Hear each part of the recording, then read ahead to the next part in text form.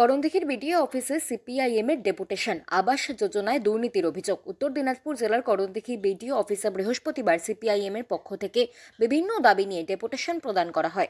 Karandighi area কমিটির সম্পাদক মইনুল হকের নেতৃত্বে একটি প্রতিনিধি দল বিডিওর কাছে অভিযোগপত্র জমা দেয়।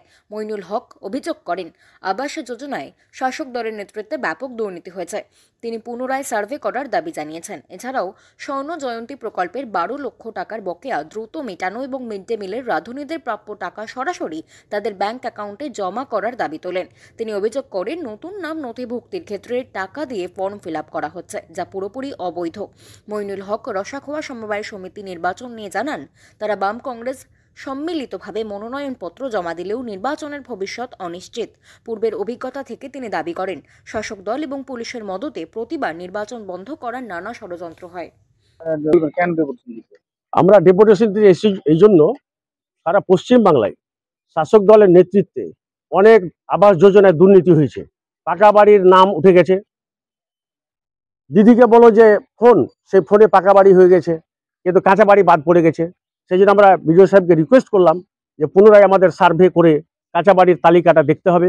পাকা বাড়ি, চাকরিজীবী, পেনশন হোল্ডার তাদের নাম ঢুকে গেছে, সেটাকে বাদ দিতে হবে। উনি আমাদের বললেন সোমবারের দিন লাস্ট আপনাকে আমাদের লিখিত কমপ্লেন দিন, তারপর আমি এটা তদন্তের ব্যবস্থা করছি। দাবি ছিল মূলত তিনটা দাবি ছিল। একটা হচ্ছে আবাস যোজনায় তদন্ত করা, সাজিমুন নেসার একটা স্বর্ণ জয়ন্তী সংঘের 12 লক্ষ টাকা বাকি আছে, সেই টাকাটা যাতে অবিলম্বে পেমেন্ট করা হয় সেটা বিডিও আশ্বাস দিলেন। সামনের সপ্তাহে একটা মিটিং ডেকে তার পেমেন্টটা, সংঘের পেমেন্টটা করে দেওয়ার একটা ব্যবস্থা উনি করবেন। তারপরে মিড ডে মিলের রাঁধুনি থেকে মানে এ যাবৎ প্রায় 16 সালের পর এখনো পর্যন্ত হেড টিচারদের অ্যাকাউন্টে যাচ্ছে, সেটা আমরা বলেছি যে তাদের ইন্ডিভিজুয়াল অ্যাকাউন্টে পেমেন্টটা করতে হবে। বিডিও সাহেবের কথা দিয়েছে যত রন্ধন কর্মী আছে মিড ডে মিল অ্যাকাউন্টে ঢুকে যাবে টাকা, ইন্ডিভিজুয়াল অ্যাকাউন্টে। এটা প্রতিশ্রুতি দিয়েছে। আপনাদের মূলত এইগুলো ছিল এডিও। গ্রামে গ্রামে শাসক দলের ছেলেপিলেরা ফর্ম বিলি করে 100-200 টাকা নিয়ে ফর্ম বিলি করছে, যে নতুন করে তোমার নাম বাদ পড়েছে, আমরা তাহলে 1000-2000 নিচ্ছে, যে আমরা নতুন করে নাম ঢুকিয়ে দিব। বিডিও সাহেব বললেন যে এই ধরনের কোনো অর্ডারও নেই, এই ফর্ম কোনো নেওয়া হয় না, এটা বিভ্রান্তিকর। আমি বললাম যে আপনি তাহলে একটা নোটিশ করে দিন, যে তাহলে নতুন করে কোনো ফর্ম বিলি করা আমরা সরকারিভাবে করিনি, কেউ ছাপিয়ে যদি বিলি করে সেটা অবৈধ। এটাই ছিল আবাস যোজনার জন্য ঘর পাওয়ার জন্য আবেদনপত্র, তারা নিজেরা ফর্ম ছাপিয়ে নিয়েছে। এই সমস্ত দাবি ছিল। উনি বললেন যে সমস্ত বিষয়টা আমি অবিলম্বে খতিয়ে দেখছি, তারপর আমরা টাকা ছাড়ব। আপনার নাম?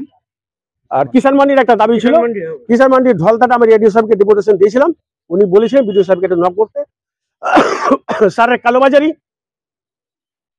ডবল দামে বিক্রি বীজ সার এবং ঢলতা না হচ্ছে, সেটার জন্য 6 কিলো ঢলতা, সেটা ডেপুটেশন দেওয়ার পরে এখন 3 কিলোতে এসছে।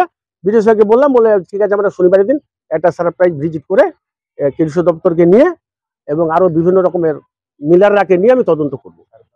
সারের দাম সেটা দেখছি আমরা কিভাবে, এটা মানে রসিদ ছাড়া কি করে সার বিক্রি হয় উনি সেটা দেখছেন। আর একটা দাবি ছিল, করণদিঘি পঞ্চায়েত সমিতির তৈরি করা স্টল রসখোয়া মাঠে আছে, সেটা পঞ্চায়েত সমিতির স্টলের উপরে টিএমসি 4টে রুম দখল করে তৃণমূল তাদের নিজস্ব পার্টি অফিস তৈরি করেছে। সেই পার্টি অফিসটা কি করে হলো সরকারি ঘরে, সেটা বন্ধ করতে হবে। সেই জন্য বিডিও সাহেব বললেন যে আমি ঠিক আছে, আপনারা ওটা আমি রিপোর্টটা দেন, তথ্যটা লিখিতভাবে দেন, আমি তদন্ত করে সেটা দেখছি। রসখোয়াতে সামনে সমবায় সমিতি নির্বাচন রয়েছে, এটি কি আপনাদের দল অংশগ্রহণ করবে? হ্যাঁ, অংশগ্রহণ করেছি। আমরা কালকে 7টা নমিনেশন করেছি, আজকে 2টো নমিনেশন করলাম। ওটার কোটাটাও বলে দিচ্ছি, 2টো হচ্ছে ওমেন রিজার্ভ, একটা SC/ST রিজার্ভ, বাকিটা জেনারেল। সব কটা ফর্ম আমরা নমিনেশন জমা দিয়েছি। অন্যান্য পক্ষ কালকে দিতে পারেনি, আজকে কয়েকটা দিয়েছে, এ পর্যন্ত শুনেছি। আমরা অংশগ্রহণ করছি বাম কংগ্রেস জোট হিসেবে। এই নির্বাচন কোনোদিনই হয়নি, সমস্ত বারই আমরা নমিনেশন করি, শাসক দল পুলিশের তালবাহানায় ইলেকশন বন্ধ করে দেয়।